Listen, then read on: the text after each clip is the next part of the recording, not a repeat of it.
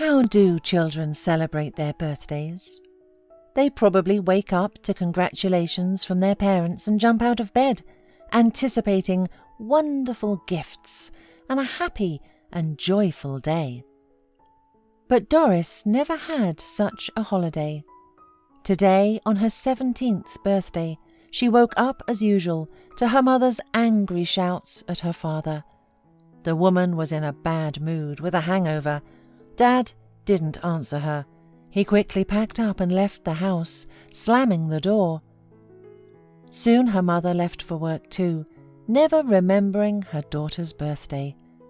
In the evening, her parents returned with their friends, Anne and Paul. Paul was already drunk and, as usual, grabbed Doris by the hand and whispered, stammering that at 17 it was possible to do more than just kiss.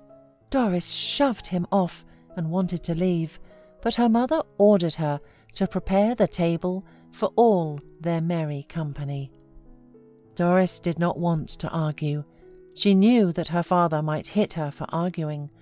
She fried the potatoes, cut the vegetables and set the table. After that, she left the house so she wouldn't have to listen to the parents and guests having fun. She sat in the park on a bench. It was already dark, and only a dim lantern illuminated her sad figure. Joggers were running by, and couples in love were walking by. Suddenly, someone stopped in front of her. Doris looked up and saw a young man of about 25, with a pimply, unattractive face, wearing an old shirt. He handed her a rose, obviously picked from a flower bed in the park, and smiled. No need to be sad on such a warm summer evening, especially not for such a beautiful girl. Doris blushed. She had never been given flowers or complimented before. She sat there and did not know what to say. The guy laughed and asked permission to sit next to her. She gave her permission, and they got to talking. Her new acquaintance's name was Ray, and he lived in the neighbouring district with his mother. He did not know his father, but there were 3 stepfathers, none of whom ever stayed. Ray's mother was a very bossy woman. Men did not like her. Doris also told him about her life, about how she was tired of the constant drinking in the house, about how she dreamed of leaving her father and mother who had never loved her. The girl sobbed, and Ray suddenly hugged her. Doris trembled and shyly pulled away from him, lowering her eyes. He was surprised, looking at her intently, then turned her face toward him with his palms and said firmly, "You know, I want to marry you. I want a wife like that, modest and homely. Will you marry me?" Doris didn't know what to say. She was only 17. Besides, she didn't really like Ray. She imagined her future husband not like him. But Ray seemed simple, kind, and besides, he didn't drink. Moreover, she had dreamed of leaving her parents for a long time. When would she have such an opportunity? A week later, Ray drove to her with a friend.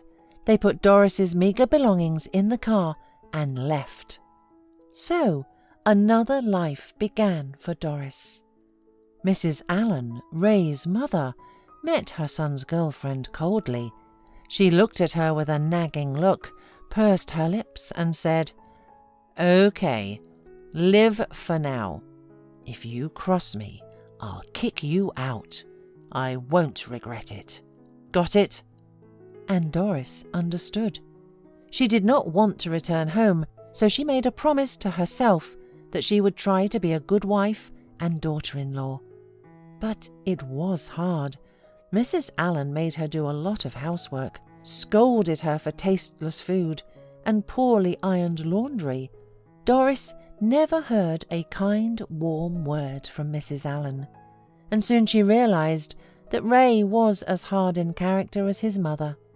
Only occasionally was he tender with Doris, but for those rare moments she was ready to endure rudeness and do all the chores. She did not love her husband, but she just wanted a little warmth and tenderness, which she had never seen from her drinking parents.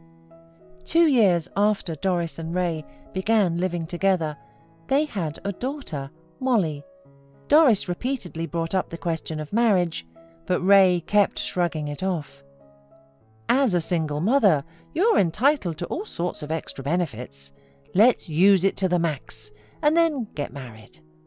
We're living together anyway. Why do you care? I'm not giving up on you and my daughter. Doris was upset, but agreed wholeheartedly. She convinced herself it would be better this way. Ray did not kick her out, promised to marry her, and most importantly, he did not drink at all. 3 more years passed. Doris got used to her mother-in-law's nagging, Ray's rudeness. She did not know another good quiet life, so she did not even think of leaving Ray, and there was nowhere else to go, not back to her parents. They still were not married, but Doris considered Ray as her husband, and how could it be otherwise? Even though she could not love Ray with all her heart, he was the only man in her life. Besides, they had a daughter, so who was he to her if not her husband? Doris found a job as a saleswoman at a local grocery store. Molly started going to kindergarten. Doris was happy with her quiet life, but one day a local hairdresser came into the store and snidely said, "Your happiness is over. Your Ray started drinking again.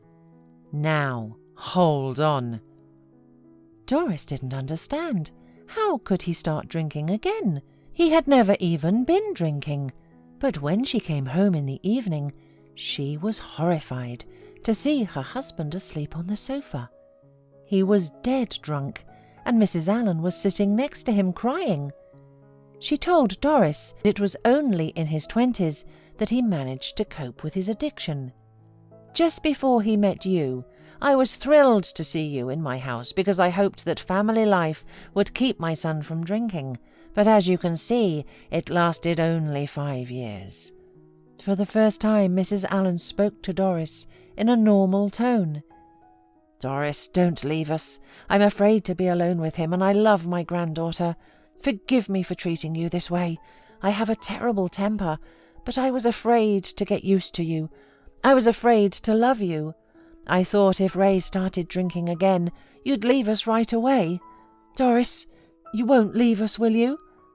Mrs. Allen wiped the tears from her eyes with trembling fingers and looked at Doris hopefully. Doris felt sorry for her, and she promised. But meanwhile, life had become a nightmare. Ray was now drinking every day. There was nothing that stopped him, not a word of persuasion. Soon he was fired from his job and had to take on part-time jobs. At home he did nothing but sleep or drink. Good thing he didn't raise his hands to the women. Doris put up with this terrible situation just because she had promised Mrs. Allen. A few more years passed like that. Every morning Doris took Molly to school and ran to work.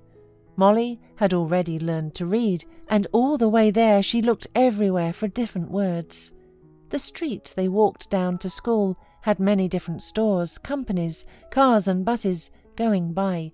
Molly turned her head and read everything, and Doris laughed, happy that her clever daughter was growing up.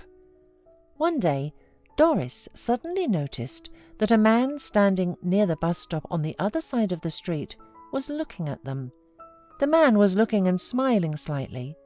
Doris shrugged a little and suddenly nodded at him. He nodded his head in response, too. From that day on, they met every morning. Doris and Molly would walk to school, and the man would stand at the bus stop and smile and wave at them. "Mom, that man is nice," Molly suddenly said one day. "Let's go up to him and say hello, please." "My dear, we can't go up to strangers. Daddy would scold us," said Doris. Molly calmly replied, "Daddy is always drunk and scolds. He doesn't like us at all, and this man is nice. I know. Do you like him?" Doris blushed. She had long ago realized that she often thought of this man, and every morning she dreaded not seeing him. Doris became so thoughtful that even Mrs. Allen noticed it and directly asked if Doris had found a man. Doris shuddered and shook her head, but the older woman only sighed sorrowfully. She did not believe her.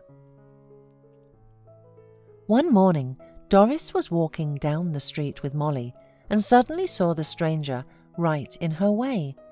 He was holding a bouquet of daffodils in his hand. When Doris approached him, he said with a smile, "You know, I had a dream today that it was your birthday. I brought the flowers. I planted them myself." The man handed Doris the daffodils and hurriedly added, "My name is Connor. You'll forgive me for waiting for you every morning. I actually want to see you and your wonderful daughter every day. You see, my wife died shortly after our wedding. She was pregnant. I couldn't forget her for a long time, but I saw you, and it was as if I began to live again. I'm sorry if I said anything wrong. You must be married." Doris looked at him and was silent. She was almost crying. "My mum's birthday is the day after tomorrow. You had the wrong dream," Molly said with an important look. "My mum's name is Doris. She's a little shy. She works over there, around the corner in the store, and I'm her daughter Molly." Doris tugged at her daughter's hand, trying to stop her, but the girl paid no attention. Connor laughed and held out the flowers to Doris. She was embarrassed, but took them. In the evening of the same day, Connor came to Doris's store. There were hardly any customers, and they talked until closing time. From that day on, they saw each other every day. Doris told Connor about Ray, who never married her, about his alcoholism, and how she had made a promise to his mother. The man listened to her and didn't say anything.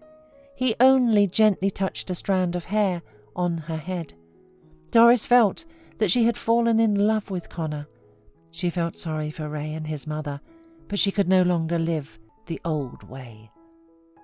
A month later, Connor invited Doris to leave Ray and move into his house with Molly. Doris dreamed about it, but she did not dare. She was afraid of becoming a traitor, a cheater. Exhausted, she decided to tell Mrs. Allen everything honestly. In the evening after work, she went into Ray's mother's room and begged her to listen to what she had to say. When Doris finished, Mrs. Allen cried. "I knew that one day you would meet a good man worthy of you. You are kind, thrifty, honest. My Ray is not the kind of husband you deserve. I know that. You can't change him now. I let him out of my care as a child. I spoiled him. It's my cross to bear with him." Doris embraced the sorrowful woman, and they cried together. A few days later, Doris and Molly moved in with Connor. Ray came to them a couple of times, yelling, even threatening, but soon calmed down and forgot about them. On the other hand, Mrs. Allen did not forget about her granddaughter. She often brought presents and took care of Molly when she was sick. She and Doris became very close. Ray got really down, and a year later he drowned drunk on a fishing trip. Mrs. Allen understood that her son was on his way to this, but still she was grief-stricken. She broke down physically and mentally, and Doris persuaded Connor to take her to their place. She took care of her and eventually got her back on her feet, and when Connor and Doris had twin boys, Mrs. Allen became a caring grandmother to them too. Sometimes Doris felt guilty about Ray, but looking at her children and her beloved husband, she was very happy and hoped that she deserved this happiness.